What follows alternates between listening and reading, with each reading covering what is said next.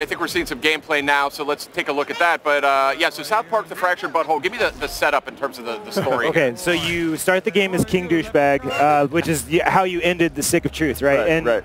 Everyone was playing Lord of the Rings style game, but then South Park, you know, it needs to always evolve. Things are always changing. So so Eric Cartman said, you know, I want to be in charge again. Enough of you being king.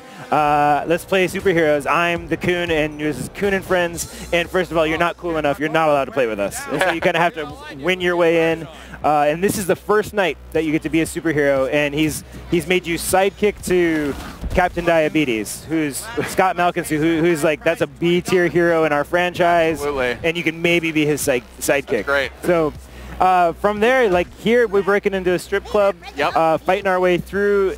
We're after some information about a lady with information about some cats, because there's a missing cat in town, and we're just trying to save it and get the $100 reward, and that's going to start off our franchise. So I see here, this is the combat system, and still turn-based, but a little bit more towards, I might say, the XCOM side of things, or a turn-based tactics. A little bit, yeah, a little bit light. Tell me what we're seeing here. So the combat, we did want to keep it turn-based because that's good for comedy, it's good for the storytelling, but we wanted to really kind of make it more seamless between exploration and combat. So that meant adding movement to combat, which means turn-based plus movement equals tactics game. Okay. But we wanted to still make it so that any South Park fan could just jump in and use it, so you're not seeing a lot of menus flying up. There's no tactical view and stuff like that. We're kind of keeping it pretty combat tactics light.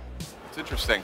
So was that combat being clearly a major focus of this title in terms of overhauling that, getting that in a little bit of a different position? But what else did you guys look at when you're designing the Fractured Butthole in terms of, you know, just enhancing it and making it more fun to play or easier to play? Well, I mean, I think we wanted to just maintain that, like, those shocking moments. Like here in this demo, you have to play a bit of a mini game in order to get information out of these guys, and we just kind of want to make people always do it, right? And then interacting with humor is kind of the big differentiator we have, and then from there, it's like, you know, just trying to get more of the kids in. Now it's not always 2 on a group, it's 4 people on your side. Oh, okay. Yeah. And then all of the stuff that you find as you explore, like, we wanted you to be able to do something with it. So in our demo, we actually introduced the crafting system.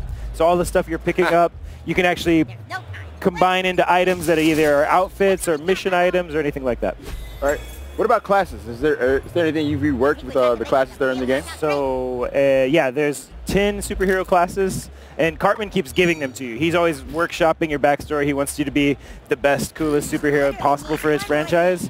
And so he kind of is doling them out and deciding, okay, you're good enough. Now you could maybe handle being a cyborg. And then from there, you can start mixing and matching the powers that you unlock in order to make a superhero that's all yours. Nice. So I got a question for you. I'm sure you're working closely with South Park Studios. That's obviously the awesome team that makes the show. Yep. And boy, I love that show.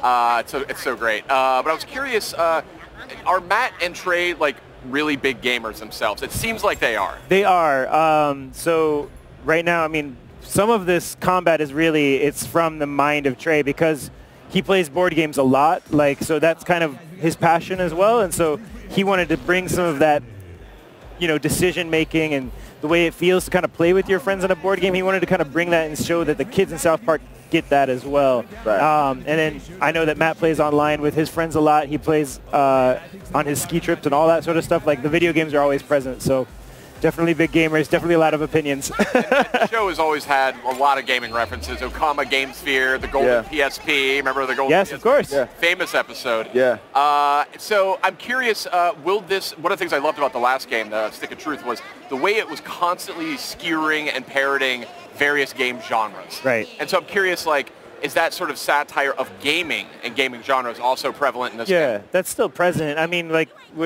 if we see an opportunity for a joke, we take it for sure. But I mean, I think that a lot of it is also about how much you see just like the ever-presence of superheroes these days. Like, we take a lot of cracks at television and movies a lot as well. So, I mean, I think there's plenty out there, gaming and just pop culture to see.